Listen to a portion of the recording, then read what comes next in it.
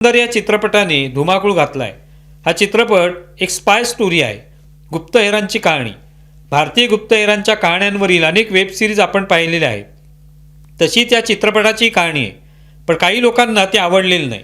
याचं कारण त्यातला अभिनय, कथानक आवडलं नाही म्हणून नव्हे, तर ही कहाणी म्हणे पाकिस्तानचा द्वेष केल्याचं दाखवते, मुस्लिमांचा द्वेष केल्याचं दाखवते, म्हणून ती फिल्म वाईट आहे। अरफा खानूम शेरवानी नावाच्या एक यूट्यूबर आणि पूर्वाश्रमीच्या पत्रकार म्हणतात की मोदींच्या काळात अशा फिल्म दाखवल्या जाऊ लागल्यात, त्यातून हा द्वेष पसरवला जातोय।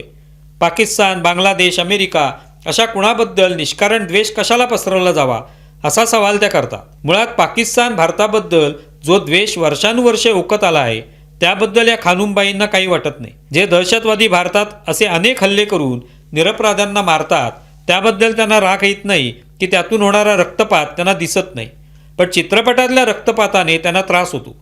भारतीय गुप्तचरांच्या पराक्रमाने, त्यांच्या यशस्वी कारवायांनी त्या खुश होत नाहीत, पण पूर्वीच्या काळी खोट्या सेक्युलरिझमच्या कहाण्या चित्रपटातून दाखवल्या जात, त्याच्या त्या फॅन असाव्यात। त्यांना देशभक्तीपर किंवा वास्तव दाखवणारे चित्रपट आवडत नसावे। Kashmir files, Kerala story, Bengal files असे चित्रपट त्यांना प्रचारकी वाटतात, कारण त्यातल्या गोष्टी खऱ्या असतात।